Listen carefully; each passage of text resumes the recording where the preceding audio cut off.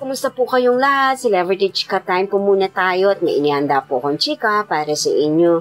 Tara po't magchikahan na po tayo. Asia's multimedia star na si Alden Richards, ganito pala kabait at ka-generous sa kanyang kaibigan.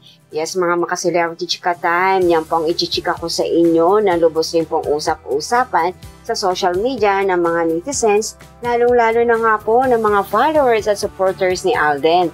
And of course, bago po tayo dumako riyan, nais ko po munang batiin mga team bahay, team abroad at mga seniors natin dyan. Shout out po sa inyong lahat at Happy Friday po!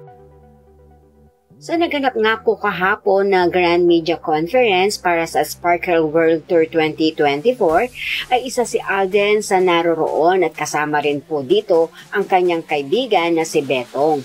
Yes po, alam naman po natin na close itong si Alden kay Betong na nakasama na rin po niya o nakatrabaho. Kaya naman po sa Grand Media Conference ay nabanggit po ni Alden na maisasama na po nila sa Canada si Betong. Narito po at panoorin po natin ito. It's amazing. Yes. Dahil daw dyan, kasama ka na daw sa Canada. Alam mo? Kasama yan? Kasama. Eh, si Miss Joy yun. Kasama ka na daw sa Canada. Di ba Sir Joseph, Miss Annette? Aba Betong daw po. Andyan na po yung passport ko po para makasigaso. May visa naman na daw din po siya.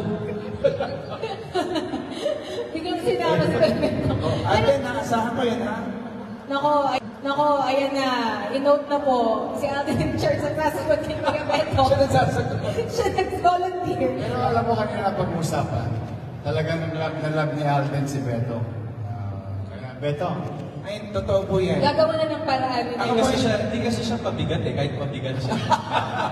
Hindi ko pa rin nakakalimutan talaga yung pinakita niya lahat ng... Tama ka na. Wala lang Live pinag-uusap sa Facebook. Sobrang generous ng tao. Parang yun ang pinaghahandaan nila. Yun ang preparation nila kung paano ka isasama. Feeling ko yung binili niya doon sa live selling, yun na yung Yun ang sigil. Yes po, opo. Tapos may inabot po. Kaya ba nakakatawa po? Yun po. Yun pa rin unforgettable. Oo, kasi isa nakakaulan talaga, lalo na pag meet and greet.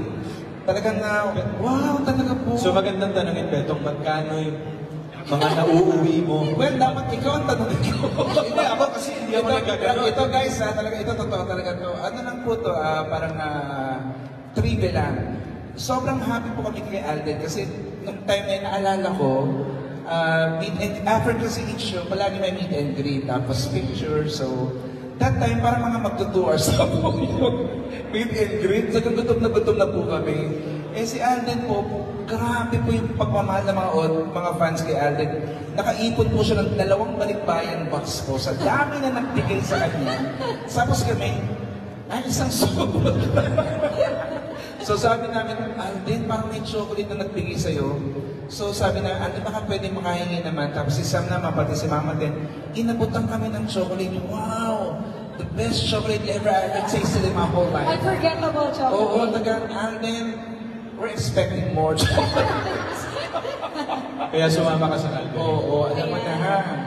PM, and PM. Ayan, tinan mo, pinatay tuloy yung post na.